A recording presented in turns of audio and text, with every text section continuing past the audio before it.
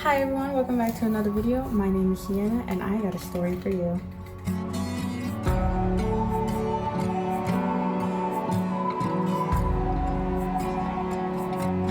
Today's story is based in Berk. The Isles of Berk is based in Dreamworks animation How to Train Your Dragon movie. The entire trilogy, the TV shows, the book, everything is just based in Berk. And today we're going to be going there because I'm going to share with you a story through How to Train Your Dragon. The How to Train Your Dragon franchise is based off of the How to Train Your Dragon book by Priscilla Cowell, which was first published in 2003. Then we have the actual animated film that came out in 2010. So now I'm going to insert a clip of me explaining just how much I love this series. I just saw my childhood movie of all time in live action. It was How to Train Your Dragon. I love this movie. This movie first came out in 2010. And I remember after I watched that movie, I was so obsessed with it that I bought a toothless Build-A-Bear stuffed animal.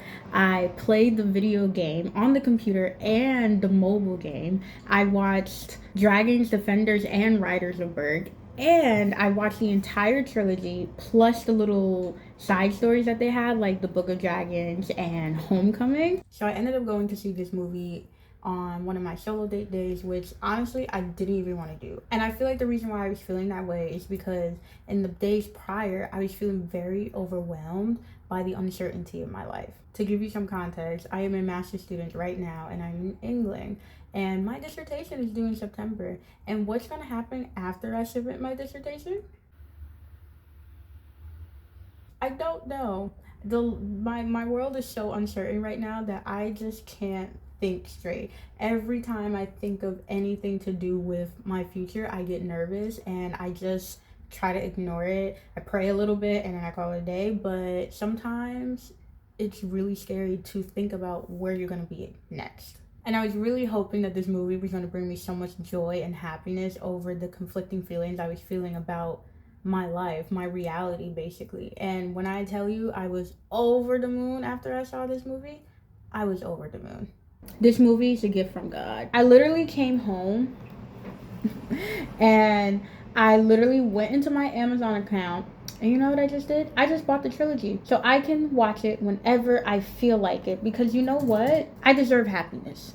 So I don't know if you can see that I officially bought it. But even after watching this movie and then buying the trilogy online on Amazon, I'd have to say that I started looking up Hicctooth moments, because I thought, you know what? You know what's smart? Let me not watch the entire trilogy right now and stay up all night, but instead, let me look up every Hicctooth moment from the How to Train Your Dragon to the first one to all the way to the last one, even with TV shows. Joy! That was not a smart idea. I was up till 2 in the morning just watching all of that. And you know what? I might as well have just watched the trilogy. But then when I woke up that Friday, let me tell you, I did not want to do anything. But I really did have to push myself, because then I started to see myself gravitating more and more into this fantasy. I started to see myself looking up videos of all snippets of the live action just so I could relive it again, looking up snippets of Riders of Berk, Defenders of Berk. I just started to get a little too obsessive and just kept diving into it and not thinking about the fact that I actually have work to do, and I just didn't want to do it. And then finally Saturday came along and my little high of being on this childhood journey really decided to plummet. I started to feel sad again, and I started to realize that I need to go back to reality, and I didn't want to. So I got my butt out of my room and I went to campus, and as I was on campus, I just so happened to see a fox. I don't normally see fox often, so when I saw it, I did like take appreciation and just look at it. And then all of a sudden the fox turned around and it slowly looked up at me and we made eye contact. And whoa, I feel like I had a hiccup and toothless moment. Me and this fox had a very, like, it wasn't a long stare down, but it was long enough for me to feel something the minute it looked at me and we made eye contact. Like, I didn't even think the fox knew I was there. But what's so interesting about this fox is that Not that this is good, but it was limping. But that even more reminded me of like Hiccup and Toothless, because obviously Hiccup shot down Toothless, and now Toothless got no wing, and it's, you know, that's how the story goes. So I won't lie to you, I felt like I had a moment where I kind of saw the fox and I kind of saw me at the same time. I've been struggling for the past couple of days. I've been trying to be hopeful and be joyful, to be like, first of all, I'm thankful that I'm even here studying in the UK. Like, I could have not been here. It took me 3 years just to try to get here. So I should be very thankful about it. But at the same time, I find so much uncertainty because there's so much I want to do with my career. There's so much I want to do with YouTube. There's so much I want to do with myself.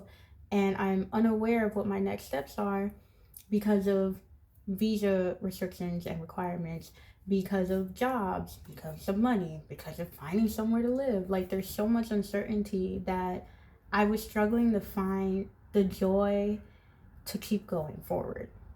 And that was why when I saw this live action, I could see myself getting so and so ingrained into it, because I didn't want to go back to the reality of the fact that, you know, in 2 months, I need to figure it out. Like, I can't just be floating right now.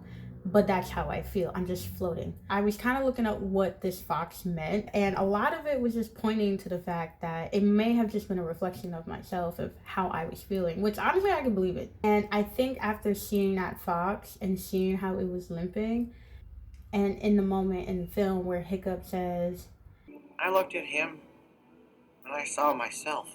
That's low-key how I felt when I saw that fox. A part of me just felt like I just saw me in that fox. With How to Train Your Dragon, even with all of these raiders, even with all of these dragons, even with all of the conflict, Hiccup, Astrid, Snotlout, Rough Nut, Tough Nut, Fist Legs, they all found joy in the movie, in the TV show. Like, they found some type of joy. And the same thing with Hiccup. He was so uncertain about his future because he just wanted to be one of those other Vikings, but all of a sudden he just meets another dragon because, you know, knocked it out the sky. And now his future is different. And he found joy in it with learning more about Toothless, going on these flights. Test drive? Beautiful. I bring this story to you today in hopes that it could remind you to make sure that you find joy, even when life is feeling so uncertain. You need to be able to find something that's going to keep you afloat. And I feel like How to Train Your Dragon reminded me that I need to keep myself afloat. It's a mix of feeling so uncertain, but being able to find joy, to be like, you know what? Things are going to work out the way they are supposed to.